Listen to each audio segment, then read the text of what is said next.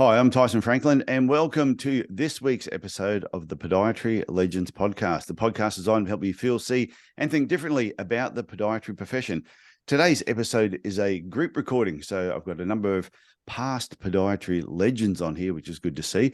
And we are going to talk about how to improve the podiatry profession. So everyone is going to be allocated 3 minutes just to share some ideas. And the purpose of putting this podcast together is there's been a lot of talk about people staying in the profession, leaving the profession, how things can be improved. So I thought it'd be great to put some amazing minds together and get their opinions. So we're going to start the conversation with Richard Chasen in Melbourne. So Richard, it is over to you. And I'll just let people know who are listening to the podcast. I'm giving everyone a 3-minute time limit. If you happen to be watching the video, you will see the 3-minute start. If I push the right buttons, and it should be fine. I'll let you have 10 seconds leeway either way. Okay, Richard, over to you. I can see the timer. It's a great start. Good morning. So I thought you and I, when we talk about this sort of thing, personally, we're very conceptual. And I thought, what are a couple of very practical things we can do? And the things that came to mind were, firstly, the way that we sort of bring up our young. And the other is removing the impediments to doing a good job. Now, I'm talking in a very Melbourne, Australia specific context. So if you're in the United States, this might not apply to you. First off, I think we actually need to learn something from the accounting profession. Now, it's not often I say that, but in the old days, if you did an accounting degree, and then if you wanted to do something interesting, you went off and became a chartered accountant and you had an additional program. I think it's time in Australia, certainly, that we try and find a way of getting funded training positions, like a 3-year residency that they have in other places, and in the NHS, you might be able to do that as well. But I think if we have people who just want to go and work in general practice in a graduate position, that's great. But at the same time, if we have people who we can bring through and have them ingrained in even the public hospital system, which is a big thing to push for, we can get people to diversify and niche in, if you can do both those things, and specifically do a sports medicine residency or a surgical residency or a pediatric residency. And then we have people doing good work in the profession, doing more advanced things. And it won't be for everyone, but it will be for enough people that we can also improve the groundswell of awareness of podiatry. Now, the other thing, as I watch the timer go down, is I think I think we need to lobby quite hard to remove some of the impediments to doing a good job. Now, we've got all the tools, we've got the knowledge. What we don't have is the ability to do things like getting a rebatable MRI, in which case we might use them more. Or, for example, referring to a specialist. I went to an optometrist recently, and he can send direct to an ophthalmologist, and a dentist can do that to a maxillofacial surgeon. So why would a podiatrist not be able to send to, say, a rheumatologist, an orthopedic surgeon? I know we have podiatric surgeons, but some things it is alternatively more appropriate to send to an orthopod.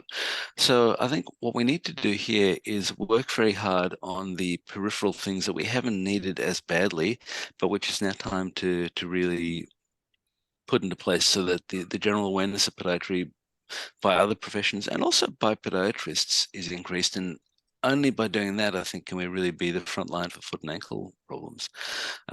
So I have 17 seconds to spare. Any questions, Tyson?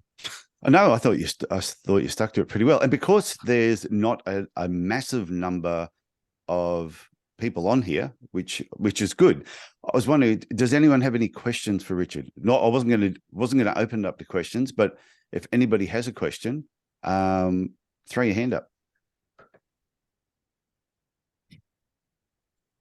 No, nobody has a question for you, Richard. So, I've got a comment. That's a great idea, Richard, of the direct referral pathway where it's appropriate. For example, rheumatologists, when the Medicare system here in Australia is burnt out after COVID, and we've got too many people having to go back to their general practitioner just to get appointments to then be referred on to those specialists. So that's a very good one.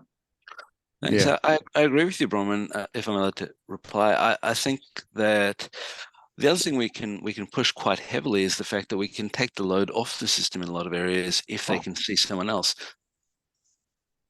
I don't know if you've got the same problems in the States and the UK, but you probably have after COVID. Well, that's what we're going to move on to now. I'm going to move over to Dr. Timothy Shea, who is you're in California, aren't you? You're up. Correct. Yeah, in California. God's country. So I'm going to put the timer on for you, and it is over to you.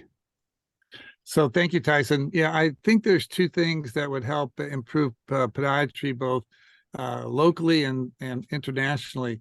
One of the lessons I've learned by being in practice for so long, most of the comments and concerns given by other, for example, Australia, UK, are the same concerns we had back in the 1960s, not being allowed to participate in various programs, always have to get a referral. And so we worked on that politically. And this requires a max effort on everybody's part, both personally and professionally. And I think those two things really need to tag on to each other. The first thing we have to get everybody to agree to is when they graduate from their teaching program, that they have achieved a major step in their life and need to appreciate what they've already accomplished. That is their education and their training.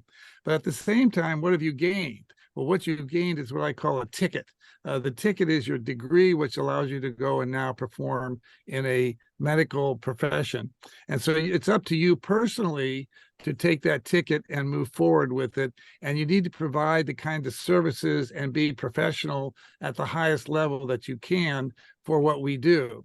And then secondly, we have to do a politically professional community thing, which allows us to keep moving forward. So all the comments that were just made, which make total sense, were all accomplished by our profession in our state, because we go state by state over here, getting residencies, getting able to make our own referrals, joining hospital staffs, et cetera, et cetera. All these were achieved because the profession as a whole felt that this was an important thing to do for the future.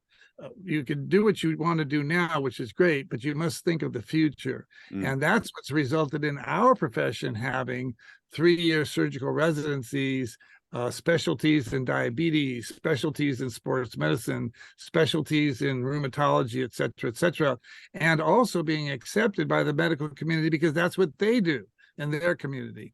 So I think those two together. And the third thing I always recommend for everybody is you have to be involved individually in your own social community. The best source of people to know who you are is what you do in your own society. So if you're a coach or you're a volunteer or you work in your church or whatever it is, that's actually going to bring more people to know who you are personally and have them think about what you are as a professional than probably anything else we do as a profession on a official basis as podiatrists. And I found those three things to really help me over the 50 years I've been in practice in California. Well, you stuck to the time limit perfectly. Can I ask you a quick question? I think the timer's going to go off now. It'll beep a few times. So you said each state has their own sort of set of rules and guidelines. So a podiatrist in California that can go to New York City and work without any problems? They could go to New York, but they have to get a New York license, and they have to go under the New York rules, which currently are not quite as progressive as the California rules. All right. Okay. Yeah, that makes sense. So, and then each state, they lobbied themselves, and then as one state they used that as an example for the next state, and it made it easier for everybody as they went through once they all started working together. Exactly. California has always been considered kind of the lead state in these areas. And exactly what you said, whenever one little thing was accomplished in one state, then the next people would say, well, they do it in California that way. Oh, okay. Well, if they do it in California, then, you can do it over here. Yeah. Okay. No, that makes sense. Did anybody else have a question for Tim? No. Okay. So Tim, thank you very much. And Judi, we're going to head over to you. I'll put the timer back on again, and let's get into it. Yeah, I think that from my perspective, it comes more from an Australian perspective. I think it's going to be really mandatory for Australian podiatrists on all levels to get their endorsement for scheduled medicines. As I'm saying, it might be for some people to do that. I think to elevate our profession within medical specialty, we really do need to get everyone on board with prescribing rights. Ideally, I could see it as being like an internship after they finish their base degree within private practice or hospital practice, just to get a grounding as to which situations you would prescribe in and which ones you perhaps wouldn't prescribe in to, and that requires a bit of mentoring as well. And then perhaps after doing 1 year of like an internship or whatever to then specialise within a specific field. Again, it's probably getting down to the real niching of where our profession's going really, the specialties that are involved within it. And I think that that's the way that podiatry is going to head within Australia. I think we're probably about 30 years behind the States as far as that sort of speciality goes. And it's, from what I understand, it's a lot easier nowadays to get endorsement for scheduled medicines than what it was, say back when I did it about 5 years ago. But okay. I do think it needs to be introduced at an undergraduate level, first of all, with the basics, and then learning how to actually apply it with an internship afterwards. Yeah. The other aspect, I think that as far as niching goes, it's important for our profession not to be reluctant to refer to other practitioners within the community too. They might be better at doing something than what you do. Oh, definitely. But yeah, and I do that often. The other topic I wanted to talk about too within the future would be more moving from a private practice situation into like a corporate model, like a lot of the GP clinics do, because these days trying to podiatry practice well, you've really got to not be a podiatrist, you've got to be a business manager. And also I think that if you approach it from that perspective, it's not quite as emotional as what it is if you're trying to do everything for everyone. So I can see that happening within the future too, the podiatry profession over here becoming more corporatised. Okay. You don't have to use the whole 3 minutes. Don't feel obliged that you have to give I just want to take this opportunity too to say hello to Dr. B. Bharti, how are you doing? I saw you just pop in. Only a couple of minutes everyone. late. I slipped in. How are you all doing? Are you well? Yeah, we're good. We were thinking of a punishment for anyone that turned up late, but because it's you, we'll let you off. Thank you very much. Thank you. I've actually been recovering from COVID this week, so I thought I'd better get myself looking a little bit presentable. You know, I've been spending the last few days in my pajamas, so yeah, I'm feeling much better, and this is my entrance into the world again. So thank you. Oh no, that's good, and what a perfect way to enter into the world.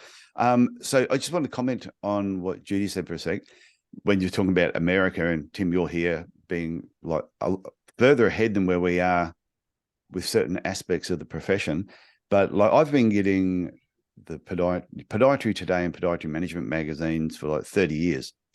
And I used to think they were miles ahead of us in some aspects, but in other parts, I don't think they are. I think as a group they are, but as a profession, I don't think they're too far in front. What do you reckon, Tim? I unmuted myself. You mean politically or? Yeah, I think politically you're in front, but I think as a profession, I don't think we're too far behind. No, I think we're paralleling each other, and yeah, it's sort of a merging point. And by the way, it's very academically driven by the schools and stuff like that. So I agree with you. We're not that far, quote unquote, ahead. It's just that I think we started the process a little earlier, and so we're just a few steps ahead. Like every marathon, it takes time. Yeah, but I do agree with Judi that politically, I think we are a long way behind politically. But as a profession, I think we're getting a lot closer. So I'm going to move over to next. Let's mix it in. Let's throw in Sean Savage. Yeah, I know that came up when you were on the podcast. I think you were trying to be posh. That's it. Yeah, you're trying to be posh, so you went with Savage. I didn't. It was just Savage or just Sean. Yeah, Sean Savage. How are you doing? Hang on, I better put the timer on. I'm going to put the timer on because I know you like to have a chat. Here we go. Over to you. Okay, well, I'm sort of going to speak more from a UK and Irish perspective and how I think podiatry might advance. what I think is, especially the UK and possibly Ireland, I don't think podiatry has a real USP. And what I mean by that, I think a lot of other professions can do what we can do, i.e. tissue viability, nurses, physios are doing biomechanics, orthotics, doctors are doing nail surgery, you name it, everyone's doing it. So I think if we're going to advance as a profession, we need to be accepted more by the medical fraternity. I think that's where podiatry should really be pushing itself and getting into more the medical aspects. Somebody mentioned independent prescribing. I think that's something we should be doing at an undergrad level. I think things like ultrasound, should definitely be at least an undergrad training where we get more specialists, especially with an MSK, biomechanics, rheumatology, high risk, things like that. I think aspects of guided injections, steroid injections should be made a lot more widely available so we don't have to refer to other professions. I also think that in terms of private health companies, a lot of private health companies don't really look upon us as medics. I know for a fact some of them still refer to us as, it's hard to believe, but beauticians, i.e. AXA PPP, which is quite embarrassing, really. So, I mean, how do we stop that? I think education, I think specialism, I think undergrad training needs to be stepped up. I think there's a lot of students that are being taught redundant theories and stuff from years back. And I know that myself, being involved a little bit in clinical teaching at universities. I think certainly research is extremely important.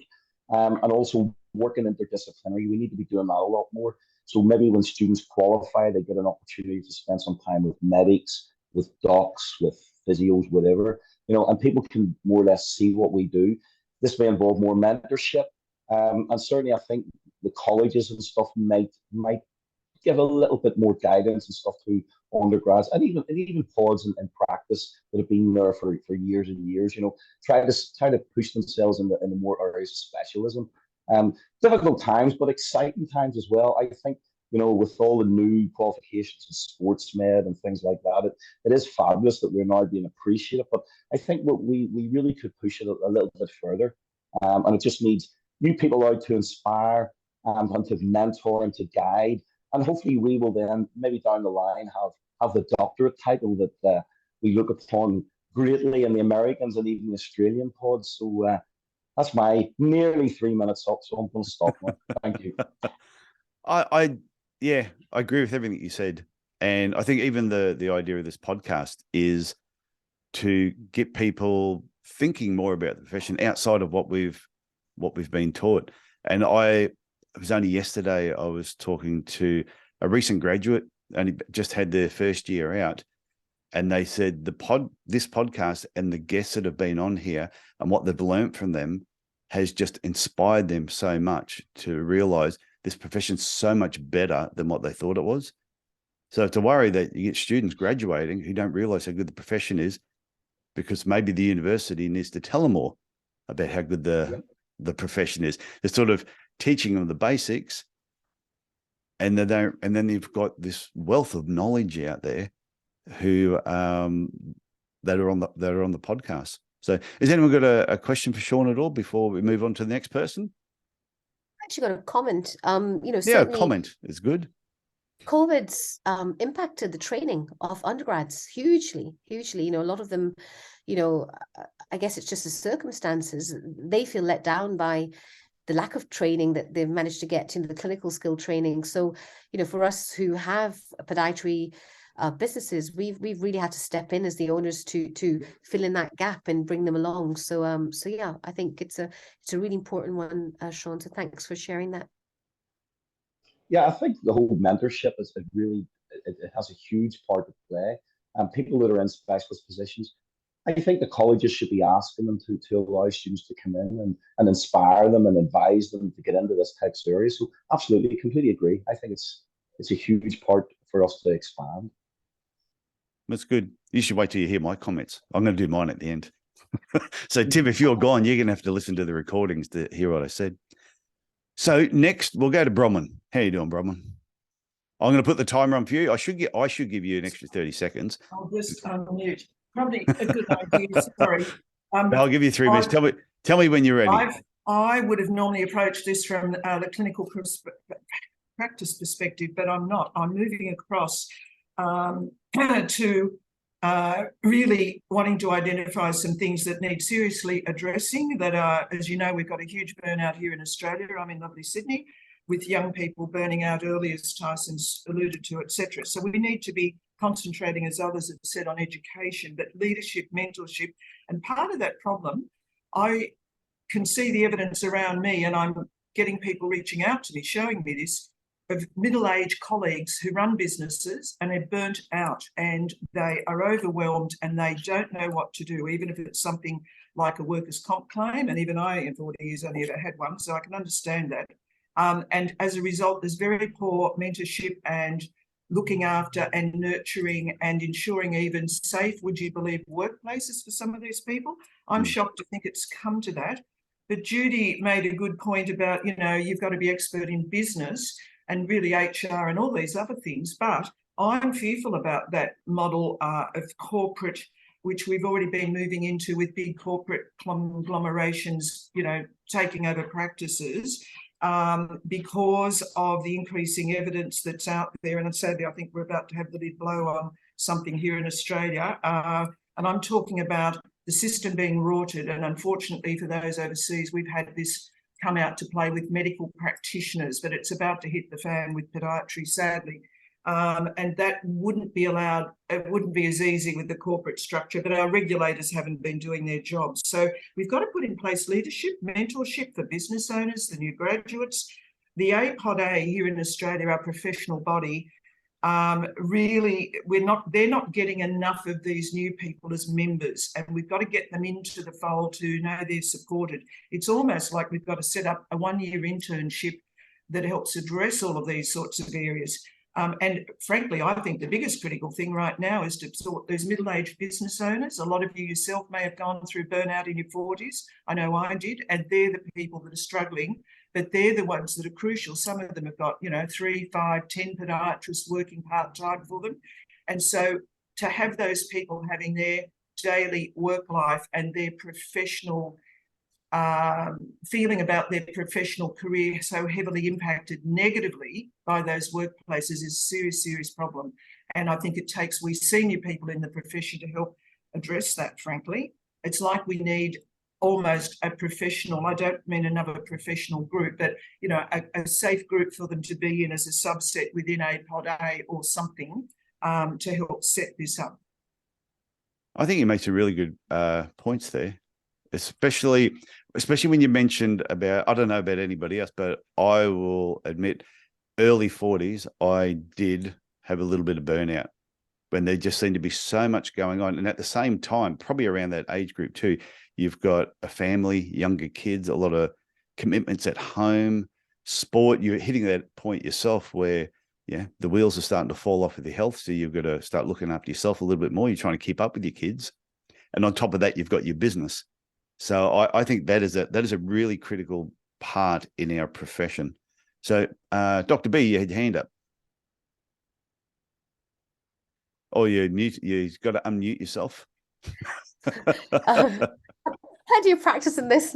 I actually wanted to ask if I could follow on from Bronwyn because yes. Well, okay, I'm going to put the timer on then, and you can continue on. Okay, and away you go. Yeah, you know, if I had a magic wand, I would love to have a profession, especially in the UK, I'm talking for the UK, where we could really work consciously and collaboratively to create a foot care industry which has an expertise that is modeled on the dental industry model. And I really feel that it's all about bringing in the more feminine side into running of small businesses, being more conscious about communication, creativity, connection, and seeing the profession and also presence of our profession as the go-to profession for foot and lower limb problems. It's really shocking that after all this time, if you go on a street and you ask two people, what does a podiatrist do? Like one of them will get it wrong. And that is actually really not where we want to be. You know, if you do the same for the dentist, everybody knows, right?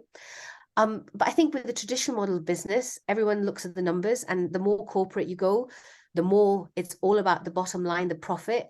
But it's actually looking at a business with purpose, profit people and the presence of our profession at the forefront. And so I came up with a solution of, how do we do this? Because people are burnt out post-COVID. Our colleagues who are working in the NHS are burnt out. People in private practice are burnt out. Recruitment's a struggle. So I came up with the 5 T's of how we could provide some solutions of covering this burnout issue and taking our profession forward. So the first was for these 40-something-year-old business owners who are burnt out, it's actually giving them that step back to take care of themselves a bit more, their sleep, their nutrition. That is all part of the solution, as basic as it sounds, it really is.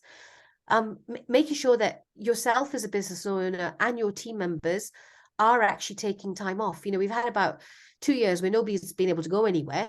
And people have kind of got out of the habit of planning their life, kind of putting all their vacations, family, joy events first, and then you're working your work around it. Our life goes by too quickly. None of us are going to get out of here alive. So that's a really key thing. And also nurturing our team's talent, taking time out every week, diarise time like you would a client's appointment, non-negotiable teaching time, peer learning, teaching, mentoring, just to level up our profession, to what Sean was saying, those skills that we need to enhance ourselves with. And also taking care of your team. If you are a business leader, bringing in that feminine side, that caring, that life-giving, just checking in on them. A lot of practices just run like ships passing, and is having that check-in. Are you okay? Is everything okay at home? Take them out on a day out, bonding. We're allowed to do all that now, and just really reinventing our world post-COVID. I've run out of time, but I've got one more. Okay, I'm gonna let you do one more. One more. And it's a tiered care structure. For us in the UK, it is embracing the FHPs, the pods, getting them all together, creating a tiered care structure like you have in a dental practice, allowing the FHPs to carry out certain scopes of practice and allowing the pods to carry out certain scopes of practice. Both sides are going to benefit from that. So stop the toxicity, which is probably the 6th T. And yeah, just create a new trend, which is the 7th T. I'm being creative on the spot. Oh my God, you got T's happening all over the place. I'm D-tapping tonight, absolutely. Yeah, but that was 2 good ones. Now you've got 7 T's, I think. I think you got to. I think you do have to add in those extra 2. Has anyone got a question for Bharti at all? Yeah, you need a cup of tea to go with all those teas. I love it. Yeah, maybe a toilet break too in between all that too. There's another tea. Throw that in there. Okay, Jonathan. What are your thoughts on this? I'll put the timer on for you. Does this mean I got the whole of the last hour now to go through everything? No, seriously. No, that'll be for me. I've got my list here, and you virtually all covered everything that's been that I had down on my list. And there's no particular order to it. There isn't a magic one that says if we just do this, then it will all happen. It's got to all take place together. Everybody getting involved as much as possible to make these things happen. So the one thing is there's confusion about our title with the public, and we've got confusion in our own profession about the title. If you're in America, you're doing foot surgery with this title.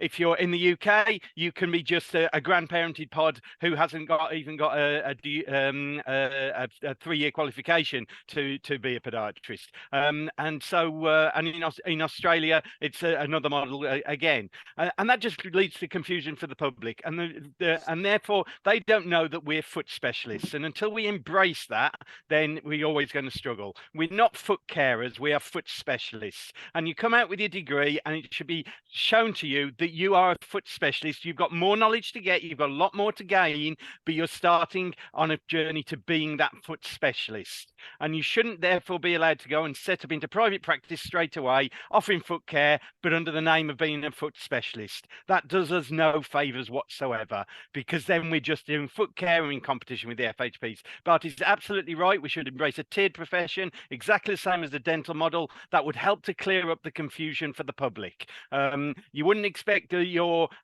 dentist, specialist dentist, to be there doing your descaling of your teeth. They're trained to do way more, and therefore you get your dental hygienist to do the descaling of your teeth, and the same for foot care. We should also ban some podiatrists saying go and see your GP with this problem, because what far better would be to refer within the profession or to other specialists who are adjunct to the profession. Your GP is your general practitioner. They are not the foot specialists. And Sean's right, there's lots of people out there who are doing bits of our profession, but we are the only specialist doing all of our profession. And we don't do ourselves any favor when we go off into our specialist areas and turn our back on the other areas. Sean's well aware of this, with himself and Emily both embracing diabetes care and MSK. And this is a vital part of podiatry, not to turn you back and say, well, I just do MSK, I don't do diabetes care. I think it's really important that for us to be called foot specialists, we've got to have a good overall higher level knowledge across the board.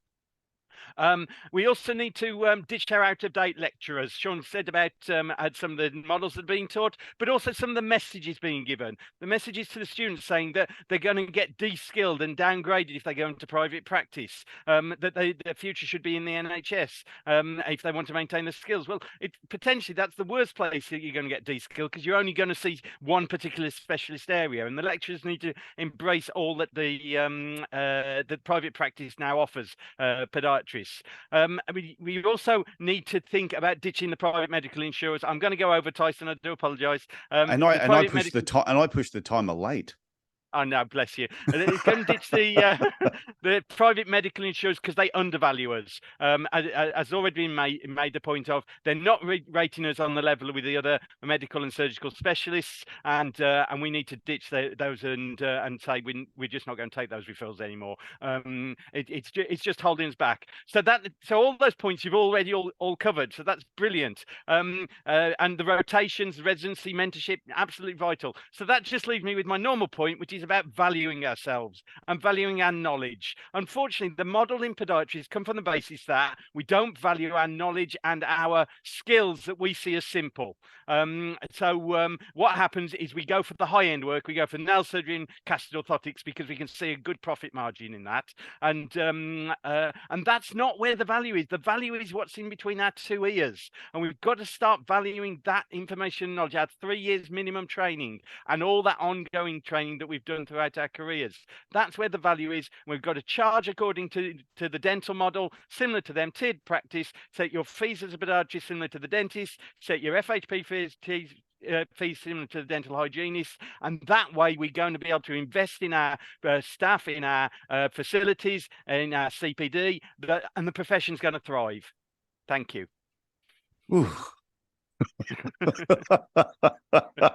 I just kept hearing the Prodigy music in the background. Firestarter just bellowing along at exactly the same time. You made a lot of good point. You've brought down a 25-minute speech into about 5 minutes, which was great. But you covered. Has anyone got any questions for Jonathan at all? Because Tim, you look like you were moving around a little bit there on your chair. So yeah. The points were excellent, but I want to caution everybody.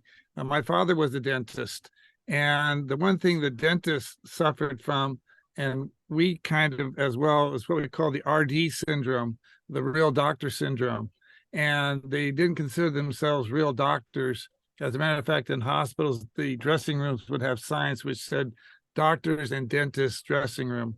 And I know we kind of look at the dentists because they're successful financially in their model, but I still know a lot of dentists who envy podiatrists, the model that we have of practice, and they think because ours is the medical model. So they're not separate from each other, but it's great to look at the dental model in its business format, which I agree with, but not necessarily in its academic format, because they haven't moved beyond the basic concept, except to, if you go back to medical school, become an oral surgeon.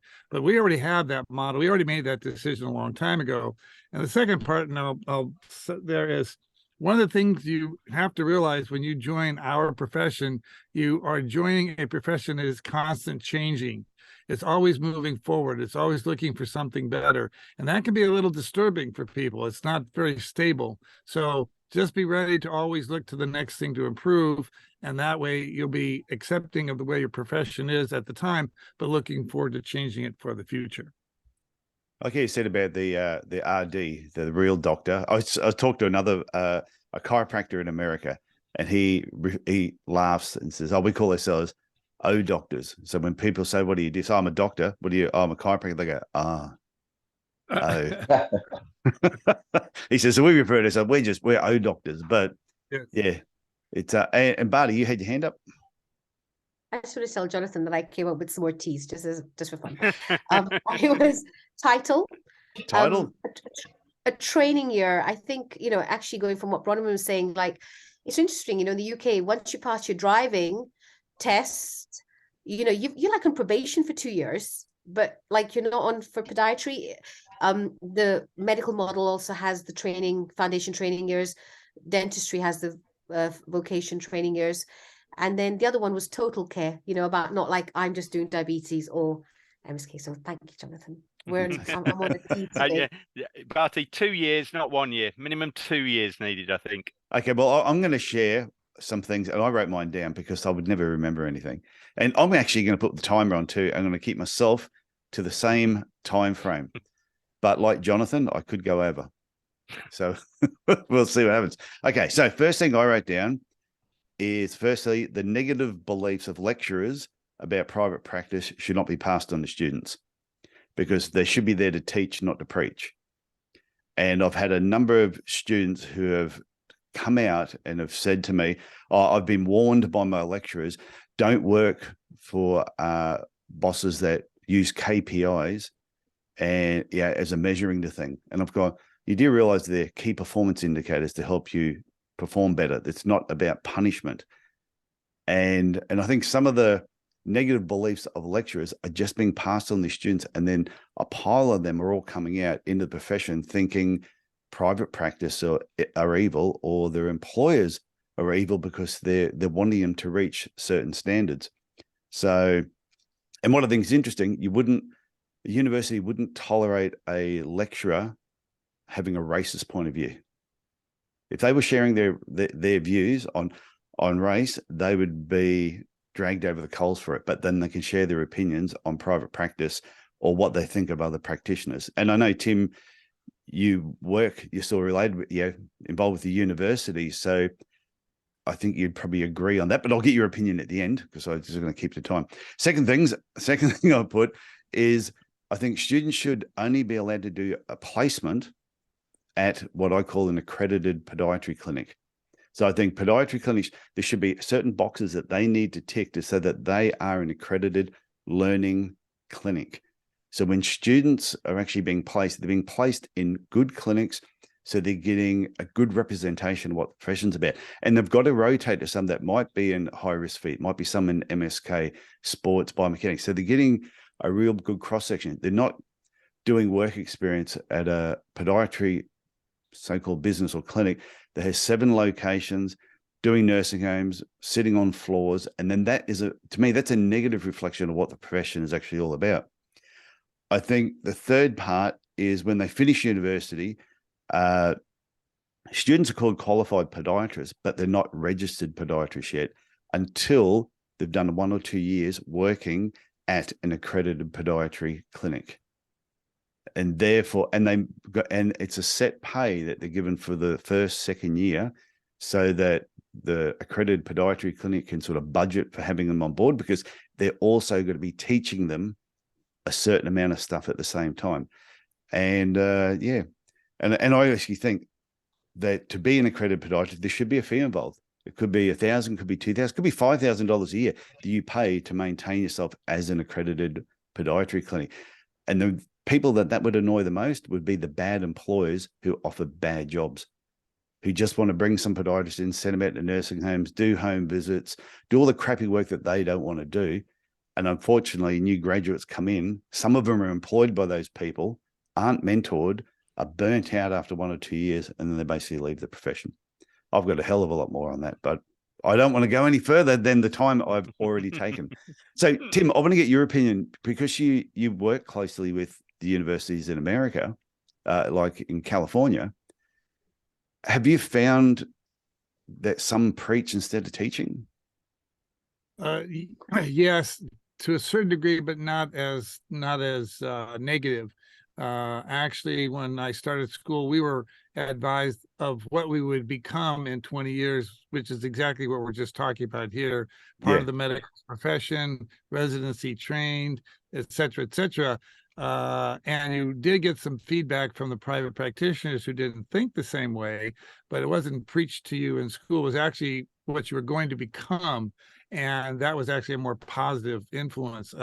And nowadays, I think all the schools in the United States, which I believe there's 8 or 9 right now, are all affiliated with some medical institution. So they're being exposed to medical students and osteopathic students while they go to class each day. So not quite the same over here. And everybody knows you have to do a residency when you finish school anyway. So they're not worried about when they get done with school. Yeah, and I actually think that it's the universities and our registration board have got to work together on what they would class as an accredited clinic, what the training process should be. Upon graduation, you're a podiatrist, you're earning money, but you're not registered yet. I don't think the association should be involved in that particular process. The association should look after the political side of things. The education side of things, I think should be the university and the actual registration board. Bharti, you had your hand up, and so did Sean. So we'll get both of you. Bharti first. Yeah, going back to that dirty word of KPIs, KPIs keep the business informed. It also keeps the practitioners involved in their performance. How are they actually doing? And actually KPI, I think it should be renamed to keeping people inspired, because it just keeps you on the right road. It's like driving your car, right? You have to know what speed you're going at and how much fuel you got in the tank. So yeah, we need to drop that whole thought process around it. Oh no, I totally agree. It's not a negative thing. And if a business is not making money, you cannot employ people. So if every private practitioner went, you know what? Yeah, you're right. KPIs are evil. We're all just going to work for ourselves and be solo practitioners now. Then what would the students have to do? It'd be really tough. So, Sean, what was your comment? I was just going to say that maybe the model of the pharmacist then is maybe something we should be looking at as opposed to dentists, because when I don't know if it's the same in the States or Australia, but in the UK, your pharmacist, you have to sort of do a 3-reg year before you become a qualified pharmacist. So maybe we should be looking at, maybe, as you said, students go into accredited areas. Maybe they have to do like a pre-reg year in areas of specialism in accredited clinics before they become officially qualified then as pods. Dentistry, we're all saying how great it is, but I don't know, in Northern Ireland, especially in the NHS, the dentist feels so undervalued, and a lot of dentists are leaving the NHS to move into the private sector because they're not getting the required monies that they feel. So dentists having a lot of political issues. I don't know if that's the same in the whole of the UK, but certainly in Northern Ireland, you can't get an NHS dentist for love of money. They don't want to work for the NHS now. So they're having probably a few political problems as well. But I think pre-reg might be something we could look at them as well. And just following on in your thoughts, Tyson. Yeah, no, I agree. I think the pre-registration is important. Yeah. The university has you for a certain number of years. I've got a few friends who have got a number of friends at the moment who all their kids are doing medicine, and by the second year they're doing placements out at hospitals. The third year they're doing even more. By the fourth year, I don't think they're even at the university. They're based in a hospital actually learning. And then even once they graduate, they can't just go and put a sign up and say, yeah, I'm now a general practitioner. They then have to work for a number of years to make sure that they're not going to kill anybody before they can actually start working for themselves. So I think there's a model in this somewhere where the universities, the registration board need to work together to just improve the standard, but also make them realize just how good the profession is. So Jonathan, you had your hand up too. Yeah, so the preceptorship model, which is what you're on about there, makes absolute sense and does need to be encouraged. But particularly that thing of the negative influence of lectures. I got approached last year by somebody you know as well, Tyson, who was a lecturer had said to them that for a patient who needs to go privately, just look for a podiatrist that charges less than £30 and you'll be okay. Now, what sort of message is that giving to the students?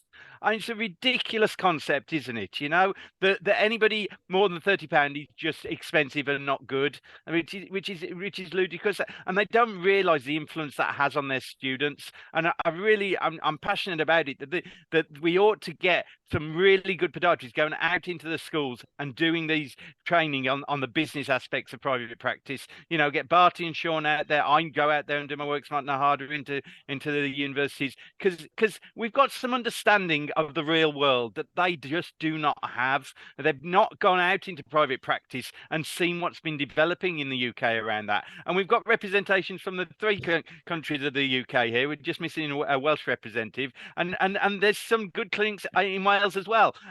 You know, and you're right, the accreditation, our accreditation scheme with our Royal College of Podiatry is based on how many sinks you have, how well you do your hand washing, not how good is the knowledge in that clinic. What's the clinical skill levels that are being shared for patients? It's a daft accreditation. It makes no sense for the development of the profession. And the public can't get any grip of it either. It doesn't make any sense to them. Now, what they want to be assured of is that they're going to get successful treatment outcomes in a safe environment.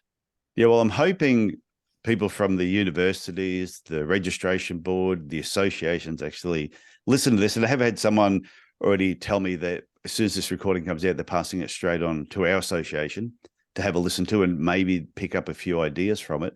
But when you talk about the university, when I wrote my book, It's No Secret There's Money in Podiatry, which if anyone doesn't have a copy, it's a good read. I wrote to every university in Australia and said, I'm prepared to pay my own way, my own airfares, own accommodation to come and do a talk to your final year students. Are you interested? I did it 2 years in a row and not one of them put their hand up, except for the Southern Cross University on the Gold Coast, Paul Butterworth, thank you very much. And I couldn't actually, at the timing that he wanted me to do it, I couldn't do it. So I ended up shooting a video that he's used for the last 6 or 7 years, titled Transition into Private Practice. And then late last year, I did a talk to the Californian Podiatry School to their students. They reached out to me and said, can you do a talk for us about what it's like in private practice? And can we ask you a lot of questions? And that was actually fantastic. And I think the universities need more people who have just done stuff to come in and actually talk to their students about the reality of private practice. Like when I had Tim on the podcast, it was like I think we called it a history lesson. Yeah, we did. Yeah, and I got so much positive feedback from just people sending me messages going, that was so interesting to hear how far the profession had actually come, and that you were still, after 50 years, still fired up about the profession. It's a great thing to have to be able to do.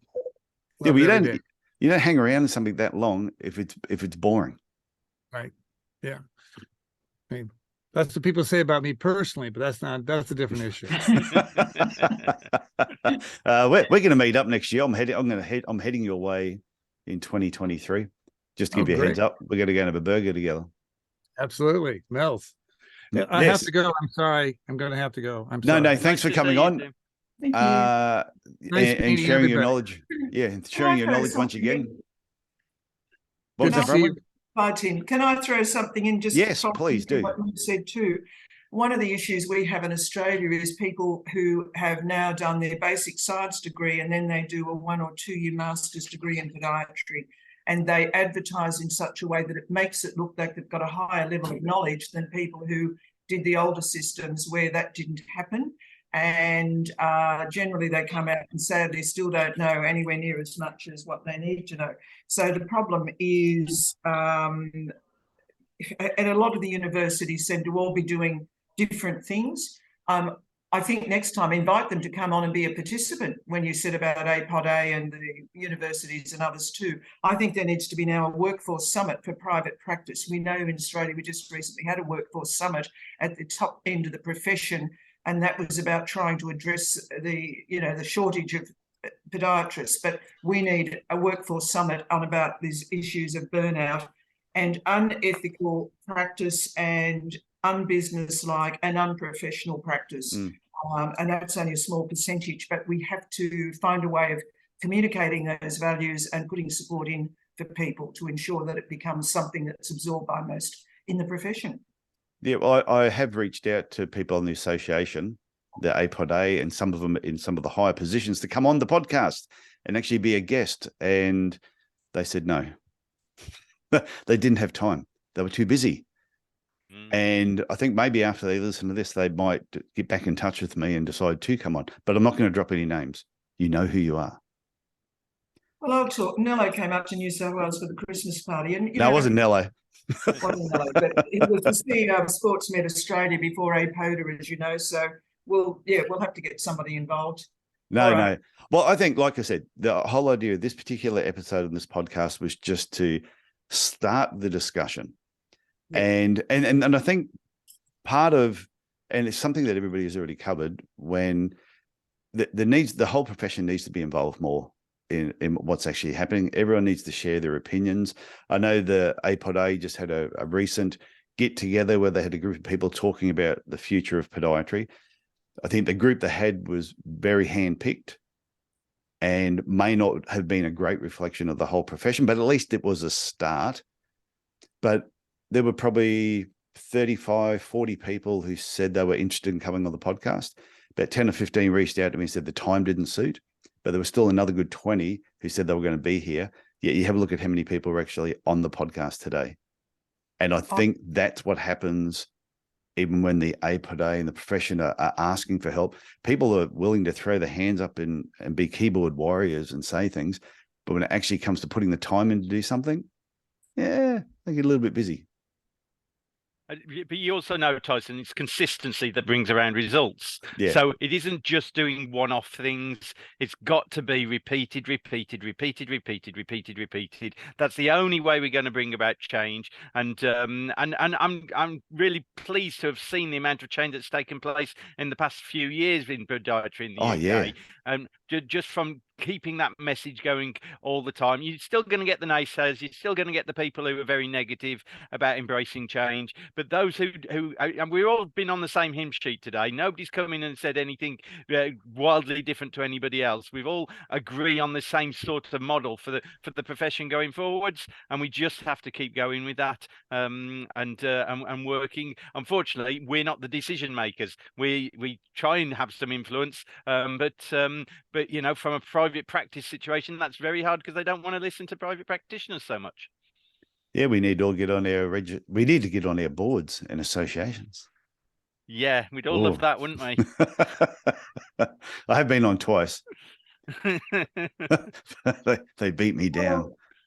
Well, we don't have the time for that anymore. I've been there, done all of that. They made my look. I actually don't know who Bharti is, so maybe you should reintroduce everyone at the end in case we missed it might have been me. I've got a dog that I'm trying to wrangle here, Judi. Well, I didn't really introduce anyone at the start. We sort of just went as if anyone's listening to the audio. I know who everyone else is. So Bharti, tell Bronwyn where you're from. Bronwyn, I'm a podiatrist and private practice owner based in Dundee in Scotland. So I'm on the East Coast. If you ever have heard of St Andrews, the golf capital, I am literally about 20 minutes away from there. And it's a very pretty part of the world. I'm a big golfer. And I have a delightful Scottish receptionist called Kirstine, but she's from Glasgow. Oh, do you? Oh, brilliant, brilliant. Mm-hmm. And does her accent go down well over there?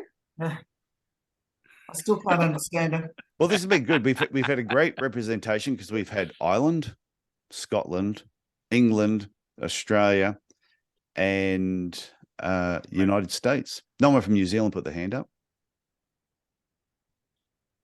And we noticed we all just went really quiet then. We'll be Australasia. Yeah, we've all got New Zealand friends, so we're sort of representing them at the same time.